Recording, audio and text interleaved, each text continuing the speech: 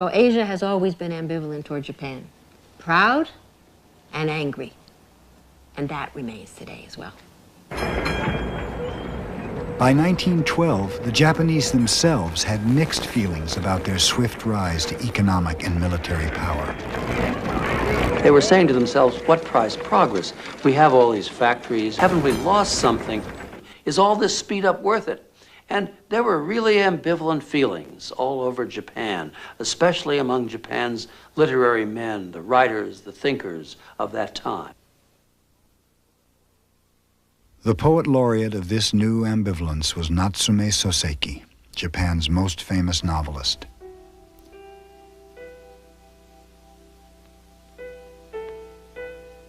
His characters see the inevitability of modern times, and yet they long for the comfort of traditions that already have been lost.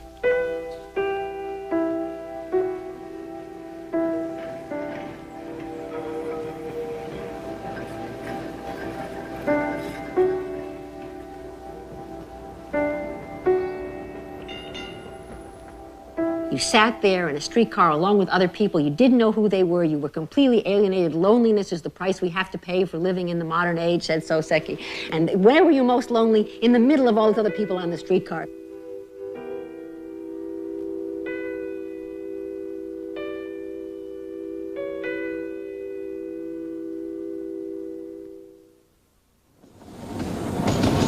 Well, for the laboring classes in Tokyo, the streetcar for the first time was a public conveyance they could afford.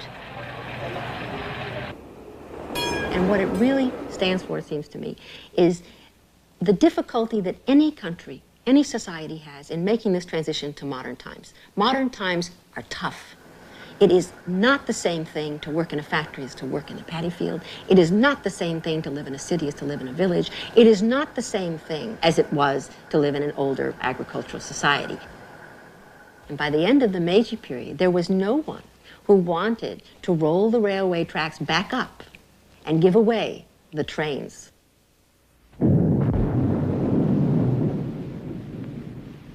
In his most famous novel, Kokoro, Soseki recalled the death of Meiji in 1912.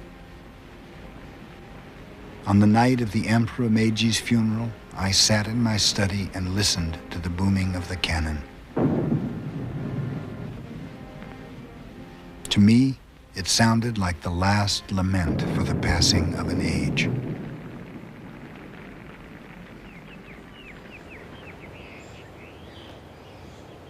Now the Meiji Emperor rests in this quiet tomb outside of Kyoto.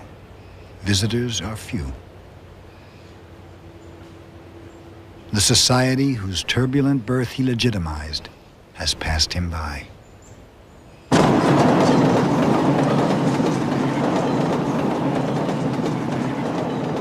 It was Meiji's era that revolutionized Japan.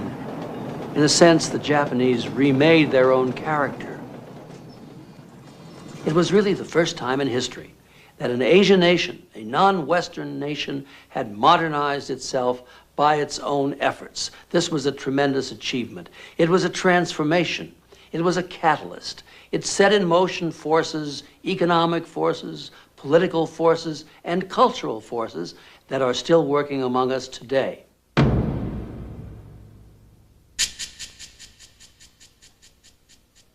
The nationalism inspired by Meiji would lead to a war in the Pacific and provoke revolutions in Vietnam and Indonesia.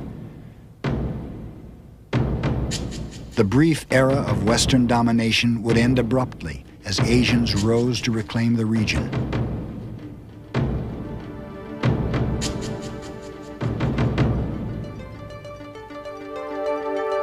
Today, the legacy of Meiji lives on from South Korea to Singapore.